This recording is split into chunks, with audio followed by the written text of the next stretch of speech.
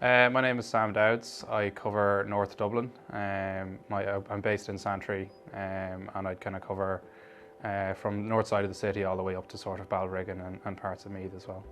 So I'm actually from Cavan initially. So I was born in Dublin and I moved to Cavan when I was very young. My parents are both from Dublin.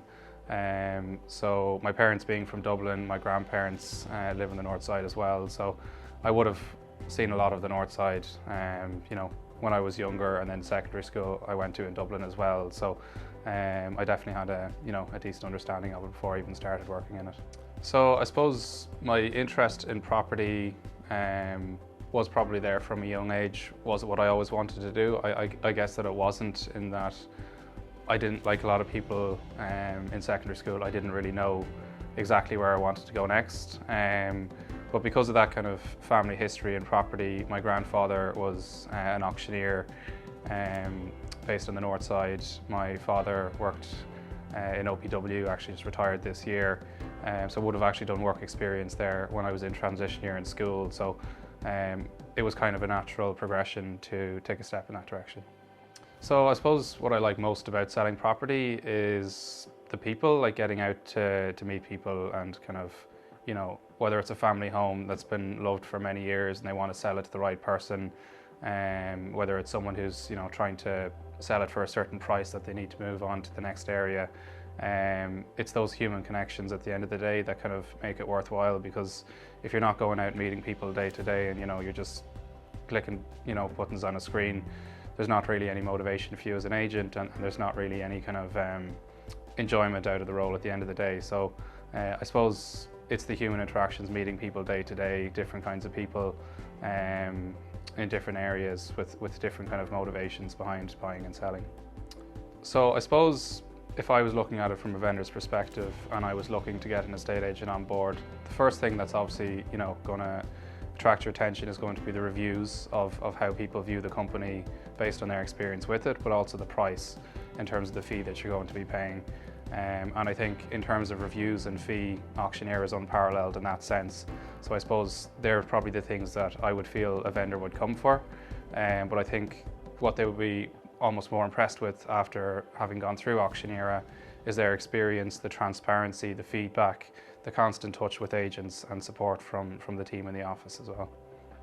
So my favourite part of the Auctioneera model in comparison with the traditional agent is, I suppose, it would be a mixture of the transparency that you're able to show for the vendors, the breakdown you give them after every viewing report, their account online, they'll be able to access information about kind of bidding history and previous viewing reports.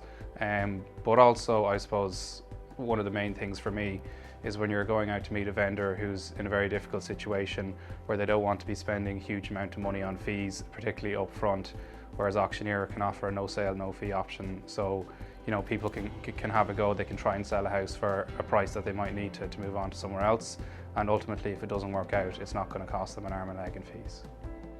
So I would say the most challenging aspect of my job day to day as an estate agent is probably managing expectations of vendors and buyers alike, because sometimes you'll meet a vendor who'll have a very specific expectation about what their property might be worth, based on sentimental reasons as much as anything else, and you have to respect that and try and do the best job you can for them at the end of the day.